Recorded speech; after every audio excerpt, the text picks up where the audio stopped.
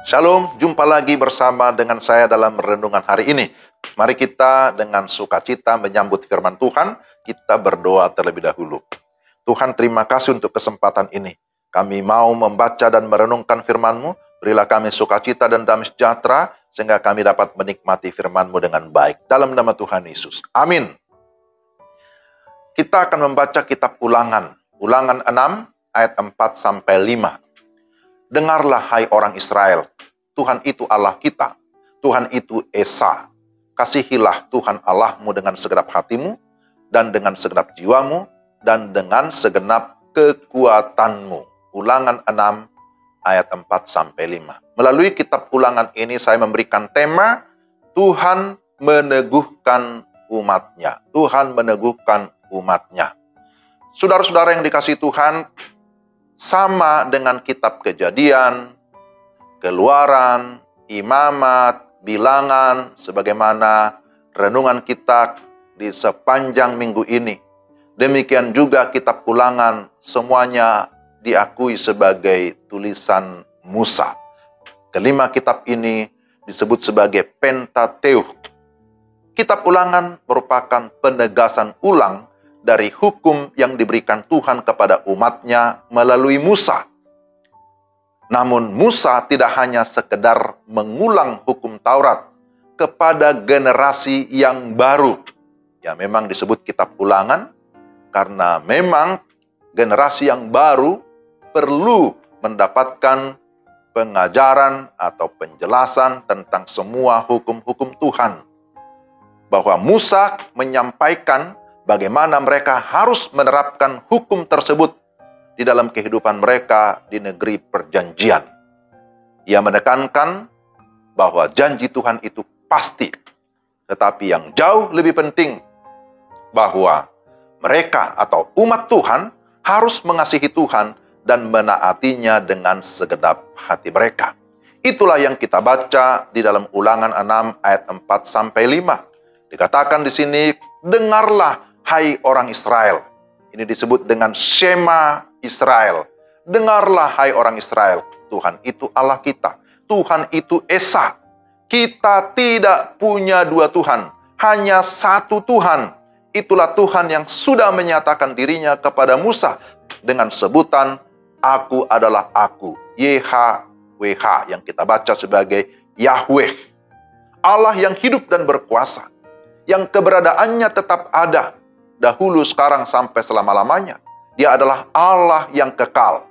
Dikatakan di sini, kasihilah Tuhan Allahmu dengan segenap hatimu, dan dengan segenap jiwamu, dan dengan segenap kekuatanmu. Dia adalah Allah yang memelihara kita sejak dahulu kala di Mesir. Dia yang membawa keluar dari perbudakan. Dia yang menuntun dalam perjalanan di padang gurun. Dan yang akan memimpin hingga tiba di tanah perjanjian. Musa berpesan supaya selalu ingat kepada Tuhan. Jangan lupakan kebaikannya, percaya dan taat kepadanya. Bagian ini diulang-ulang di dalam kitab Ulangan. Jangan lupakan Tuhan, ingatlah kepada Tuhan, percayalah kepada Tuhan. Sebab kalau tidak percaya, kalau tidak taat, maka dikatakan pasti akan mendapat kutuk. Tetapi ketaatan akan mendatangkan berkat. Itulah yang kita baca dalam kitab Ulangan. Kitab Ulangan bisa juga disebut sebagai khotbah perpisahan antara Musa dengan umat Israel. Sehingga pesan-pesan akhir yang sangat penting selalu diulang-ulang. Jangan lupa kebaikan Tuhan. Bersyukurlah, bersyukurlah. Musa menegaskan hal ini karena umat Israel akan berhadapan dengan bangsa-bangsa lain yang tidak mengenal Tuhan. Jadi baiklah umat Tuhan tetap memelihara imannya dan menjaga kekudusan hidup mereka sebagai umat pilihan Tuhan. Musa sendiri selama perjalanan hidupnya sudah berusaha menjalankan tugas kepemimpinannya sebagai nabi dan imam. Namun Musa sadar bahwa dia terbatas. Dia hanya menjadi tipe bagi Kristus yang akan datang. Itu sebabnya dalam Ulangan 18 ayat 15 dia berkata, seorang nabi dari tengah-tengahmu, dari antara saudara-saudaramu, sama seperti aku, akan dibangkitkan bagimu oleh Tuhan Allahmu. Dialah yang harus kamu dengarkan. Ayat ini jelas menunjuk kepada pribadi Yesus Kristus, Sang Penyelamat yang sejati. Saudara yang dikasihi Tuhan, melalui bacaan kita hari ini, kita diingatkan bahwa kebutuhan yang hakiki atau tema dalam hidup kita dan juga anak-anak kita adalah kebutuhan akan Tuhan, mengasihi dan menaati Tuhan secara total. Dan untuk hal itu perlu ada komitmen pribadi serta konsistensi iman agar kita dapat mengalami berkat-berkat-Nya dan kita bisa menjadi saluran berkat dimanapun kita berada. Jadi sekali lagi, kitab Ulangan berusaha untuk meneguhkan umat-Nya, bahwa Tuhan menguatkan umat-Nya, menguatkan, meneguhkan saudara dan saya, bahwa dalam perjalanan hidup ini kita pasti dipimpin oleh Tuhan dan kita akan menikmati tanah perjanjian kekal yang Tuhan sediakan bagi kita anak-anak-Nya. Mari kita berdoa. Tuhan, terima kasih untuk firman-Mu hari ini. Kiranya Roh Kudus memimpin kami supaya kami tetap mempercayakan hidup kami kepada Tuhan.